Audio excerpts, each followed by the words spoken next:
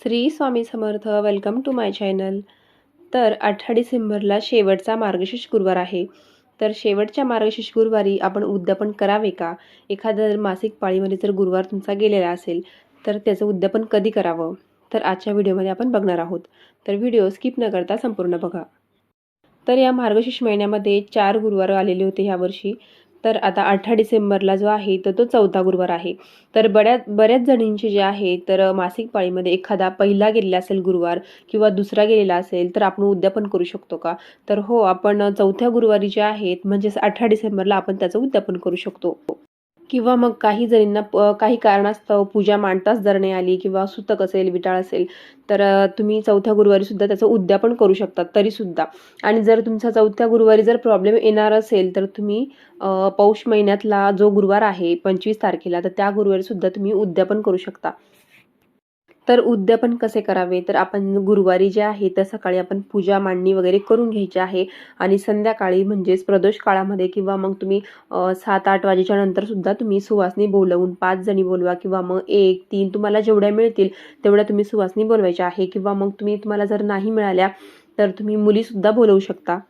कुमारिका मुली बोलवू शकता. छोट्या असेल, मोठ्या असेल, कोणत्याही चालतील तुम्हाला जर मिळत नसतील तर. किंवा मग तुम्ही एक सुवासिनी बोलवून सुद्धा तुम्ही तिची पूजा करू शकता.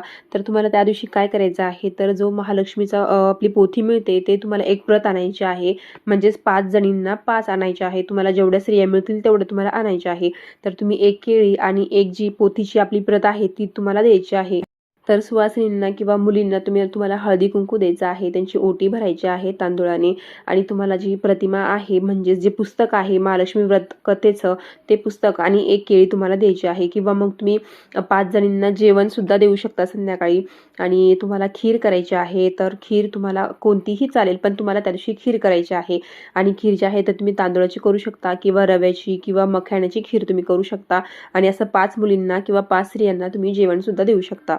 किंवा तुम्ही ब्लाऊज पीस पण देऊ शकता. ब्लाऊज पीसमध्ये थोडेसे तांदूळ, तुम्ही पूर्ण ओटीचं सामान जे आहे, जे शृंगाराचं सामान असतं, मेहंदीचा कोन, नेल पॉलिश वगैरे किंवा गजरा, तुम्ही ह्या वस्तूसुद्धा तुम्ही सुवासिनींना देऊ शकता.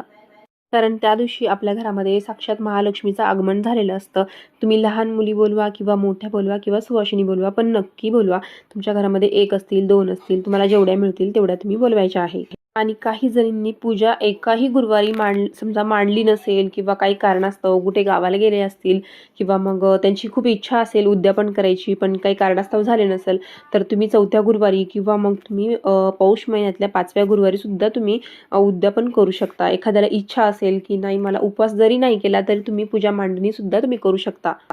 तर बऱ्याच जणींची इच्छा असेल की गुरुवारचा उपवास करायची किंवा पूजा मांडणी करायची पण 3 जे गुरुवार आहे तर ते तुम्हाला जमले नसतील तर तुम्ही फक्त शेवटच्या गुरुवारी सुद्धा तुम्ही पूजा मांडणी करून किंवा उपवास करून तुम्ही उद्यापन करू शकता. किंवा उपवास जरी नाही केला तरी चालेल कारण मनात भाव असणं फार गरजेचं आहे.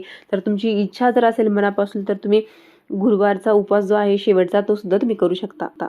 म्हणजेच 18 डिसेंबरचा गुरुवार.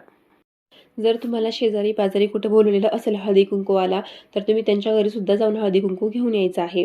आणि जर तुम्हाला जेवणासाठी जर बोलवलेलं असेल तर तुमची इच्छा आहे तर तुम्ही त्यांच्या घरी जाऊन सुद्धा उपवास सोडू शकता किंवा आपल्या घरी सुद्धा उपवास सोडू शकता ज्यांचा उपवास असेल त्यांनी. आणि पूजा मांडणी जी आहे ती तुम्हाला शुक्रवारी उचलायची आहे. कलशातलं जे पाणी आहे ते तुम्हाला तुळस सोडून इतर झाडांना टाकून द्यायचं आहे. आणि फुलं पानं वगैरे असतील ते तुम्ही एखाद्या झाडाखाली टाकू शकता किंवा मग तुम्ही निर्मलामध्ये टाकू शकता. आणि जो प्रसाद असतो तो प्रसाद आपण देवीसमोरचा जो आहे तो फळांचा किंवा मग ड्रायफ्रूटचा असेल तो आपण घरच्यांनी खाऊन घ्यायचा आहे. तर अशा प्रकारे आपल्याला उद्यापन करायचं आहे. व्हिडिओ आवडला असेल तर लाईक सबस्क्राईब नक्की करा. श्री स्वामी समर्थ.